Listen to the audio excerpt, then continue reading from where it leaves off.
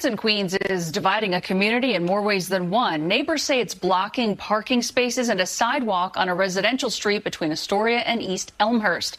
But as Elle McLogan found out, the man who installed it says the fence is sending a message. And let's just say that message has been signed, sealed, and delivered. Greetings and salutations, everyone. My name is Sean, and today I am bringing you a well-anticipated update on the story of a Queens man who essentially outsmarted New York City Democrats that thought that they were going to scam him by erecting a fence on what the city told him was his property when somebody slipped and fell on the sidewalk in front of his place of business. Now, for those of you who are unaware, the rules in the city of New York are as follows, and it may be similar where you guys happen to live. Typically, maintenance of your sidewalk is on the person who owns the property that is adjacent to the sidewalk. So if you have a building or a house, you have to make sure that people aren't going to trip and fall, and you can be fined for not doing so. However, when it comes to liability issues like a lawsuit, a lot of times what ends up happening, because the city has that enforcement mechanism component of their duty, is that you can sue both the city and the property owner if you were to slip and fall. But in this particular case, as discussed in a previous video, the city of New York said, no, your property line actually extends far into the street, so technically 100% of the liability for anybody who slips and falls is on you, and this was a way for the city of New York to essentially escape what would have been a maximum settlement somewhere in the range of $20,000 to $40,000. Well, this man decided to respond with an absolutely devastating counter by putting up a fence on what the city told him was 100% his property and responsibility, and then hilarity ended up ensuing, and that's what we're going to get into today. But before we do, I want to thank everybody who supports this channel via actualjusticewarrior.com/join. Give me the money. Give me the money. Okay. Costa Constantinidis says his leafy Astoria Heights neighborhood got an unwelcome surprise made of metal. I've never seen a fence in all my years drilled into a New York City public street. It seems a little odd. The former city council member says the chain link fence appeared suddenly on 19th Road, wrapping the sidewalk and extending into the roadway. We've lost 10 parking spaces. We've lost access to a sidewalk. So first of all, I just want to say the fact that a former member of the New York City Council actually lives in this neighborhood, and he is incredibly pissed off by this particular action by this business owner, warms my heart to a degree that many of you out there in the audience just can't possibly understand. Now, to be clear, I feel the pain of the people in this neighborhood. 10 parking spaces in the city of New York, that is absolutely crucial. As discussed on this channel, free parking comes from the gods. Free parking in New York City is a divine gift from the heavens above to us little people on this planet, and it should never, in almost any circumstances, be infringed upon. It is our right as people to have it. However, in this particular case, in this particular scenario, I am 100% on the side of the business owner. Now, of course, if you guys will recall from my previous video, which by the way did extraordinarily well on this channel, my second highest viewed video of all time, he was actually given a May 19th deadline by the Department of Transit in order to remove the fence. I have to May 17th by their order, which is 38 order, to remove the fence. I'm not removing the fence. Now, this segment came out in the early first week of June, which is when I'm shooting it at this moment in time. So obviously that deadline has been passed, but even more hilariously, as pointed out in my previous video, the Department of Transit realized that he might have a case. So they said that this is the deadline. You have to remove this, but also we have to review the property records because it may be indicative of the fact that this man is right. And guess what? It seems like that's where we're at right now, and the neighbors are angry, this city councilman is angry, but guess what? You served the corrupt empire that is New York City government, so in my humble opinion, you are partly responsible for this, and now you have to deal with the fact that you don't have your free parking in front of this business, because the New York City gangster-style government just got out-gangstered by this business owner, and honestly, nobody is more deserving of it than the Democrats in the city of New York, than the Department of Transit,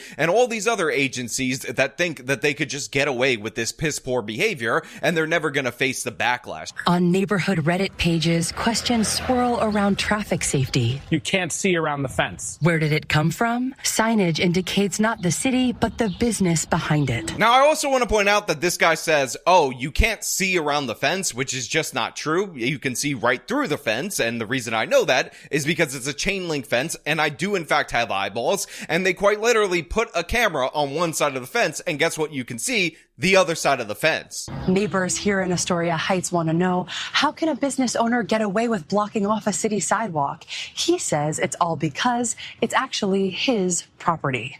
I have proof. Anthony Della Vecchia is a contractor and race car enthusiast who grew up in the neighborhood. We've been general contractors and builders in Astoria and Queens since the 30s. So this man right here is our hero, is our person who humiliated the city of New York, humiliated Democrats, and now have all these different various neighbors angry and furious, and he is very likely to profit handsomely from this particular fence. And the thing is, this man, way more intelligent than the folks over in city government, because he apparently knew the entire time the length that his property had extended to, but it was only when New York City decided to mess with him, decided to assign all the liability and fault to him while at the same time trying to take advantage of his property, that he decided to fight back. And again, I've quoted this before, but the trailer for Star Wars Rogue One was in fact accurate. Rebellions are built on hope. We have hope.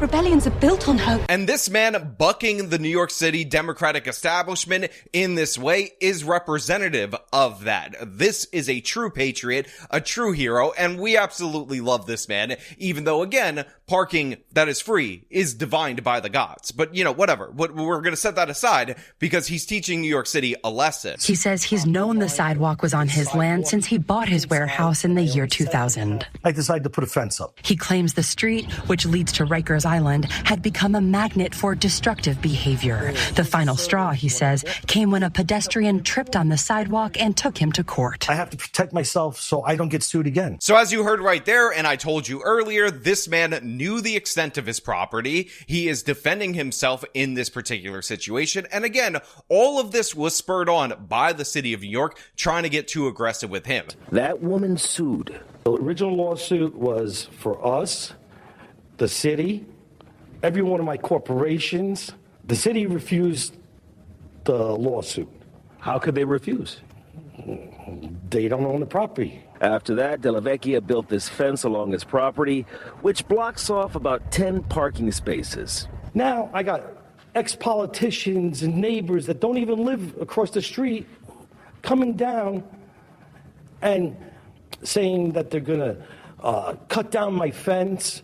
We're going to throw garbage over it. The Department of Transportation, which of course spends all its time getting rid of perfectly usable, drivable lanes in order to put stupid-ass bike paths everywhere, blocks wonderful, gracious, of the gods free parking in the city of New York in order to install city bikes, doesn't really have any kind of response to him, because guess what? This man is in the right. He is correct. He is the truth. New York City is the den of lies and vipers and deception, and he is proving that right now by standing up to the city. And guess what? I think he's going to win. I believe in him, and I understand the frustration of the neighbors, but the fact is, in this particular situation, you have to be on the side of the patriot, of America, and against the absolute thuggery that is being put forward time after time from the city of New York. Again, let us hear it from the man himself. He says he has no plans to heed the city's takedown notice for his $25,000 fence. The Department of Transportation told us the matter is under review. Either you leave me alone or pay me for it. So the fact that the Department of Transit in our previous segment got all high and mighty was saying that he needed to take this down by May 19th or else there would be dire consequences. And now all of a sudden when we're into June, after they reviewed his counter argument, which is the property is his, remember that lawsuit where you said the property is mine and not yours and therefore I had all the responsibility for it? Now the Department of Transit has a much weaker statement about how they're reviewing what actions should be taken in this particular case, because they realize that they don't have any case against this guy, in my humble opinion. But the fact that he decided to punctuate this segment by saying either leave me alone, which is what he truly wants, or pay me for it, I think makes perfect sense. It speaks to the soul of the American population, the spirit of 1776, because you have this oppressive government from the New York City Department of Transit that's trying to crack down on him. You have this long train of abuses, and this man has had enough. And guess what? You can fight City Hall. He is fighting City Hall, and it looks like, as of right now, he's definitely winning. New York City tried to play a stupid game, and guess what? They're winning a stupid prize. Now, of course, we talked about in the previous video that this man wants over $1 million for the property that is in question, that is in dispute, that is currently being fenced off. And obviously, New York City doesn't want to pay that, but to be clear to everybody out there in the audience, Astoria is a wealthy area. Properties are incredibly expensive there, and it's not unreasonable for the square footage that they expect him to maintain on behalf of the city, but also absorb all the liability for, again, on behalf of the city, that this is more than reasonable in terms of the market price. Why am I getting harassed? I have some documentation. Okay? If the city wants the property, pay me market value for it. $3,500, $350, $400 a square foot, that's over $1 million. He's not asking for anything crazy. He's not making any ridiculous demands. All he wanted to do was to work with the city in a sensible way in order to manage this particular territory. But the city of New York said no. The city of New York said, you're going to take the cost. You're a business. We hate businesses. We're trying to drive you out of the city just like every other productive member of this city. So you got to pay for it. We're not going to deal with it. And haha, sad day for you. But then he totally flipped the script on him, and this is what I absolutely love. The ingenuity of the American people on full display right here. A fence that is shutting down this entire sidewalk, blocking it from everyone, removing parking, pissing off the neighbors, but the neighbors need to redirect their anger at the city of New York, who tried to screw this man over, who, by the way, has been in the community for a very long time. And to that former city councilman, the one who was angry on the segment that's pointing at the fence, who's talking about how the integrity and the beauty of his street has been ruined, you're gonna have to deal with it. Suck it up, Buttercup, because it's over for you. You passed in these rules, you passed in these regulations, you ended up installing these absolute tyrants in all these different departments, or at least you played some role being in New York City government at one point in time. Now you're just gonna have to enjoy it. Now, with all that being said, I want to know what you guys think about this down in the comments below. Are you still on this man's side? Are you for America? Are you for the great glory of our flag and what it stands for? Or are you with the communists over at the Department of Transit? Are you with the city council? Are you with the people that want to deprive you of each and every one of your rights until you're begging them for handouts? This man stood up to them. He deserves all of our cheers and all of our support, and he did so with an attitude that can be really distilled and defined as the New York mindset, and I absolutely love it. And if you disagree with me, you're 100% wrong. But again, let me know your thoughts. All opinions are welcome, but not really, down in the comments below. As per usual, if you like this video, show them by leaving a like, subscribe for more content, follow me on the social media, support me via the support links in the description of this video. This has been me talking about a Queens man taking on City Hall and winning. Till next time.